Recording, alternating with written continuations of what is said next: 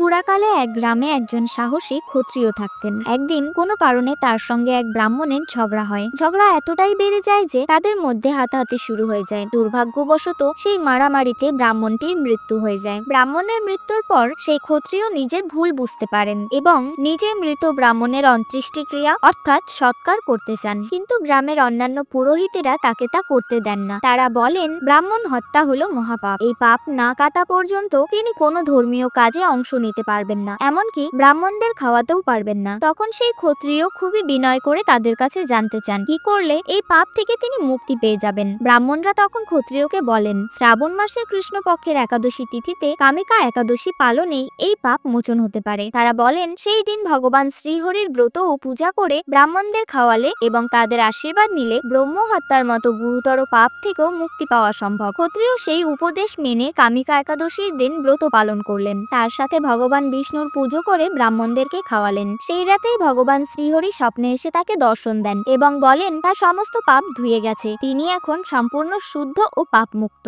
এই ব্রতের ফল এতটাই মহৎ যে ব্রহ্ম হত্যার মতো গুরুতর পাপও দূর হয়ে যায়, ইহলোকে শান্তি ও সুখ পাওয়া যায়, আর পরলোকে বিষ্ণু লোক লাভ হয় অর্থাৎ বৈকুণ্ঠ প্রাপ্তি হয়। যে কেউ এই কামিকা একাদশীর মাহাত্ম্য মন দিয়ে ভক্তি সহকারে শ্রবণ বা পাঠ করবে সে সমস্ত পাপের থেকে মুক্তি পাবে এবং ভগবান শ্রীহরির কৃপা লাভ করবে। আর আপনাদের মধ্যে কে কে একাদশী ব্রত পালন করেন তা কমেন্টে জানাতে ভুলবেন না।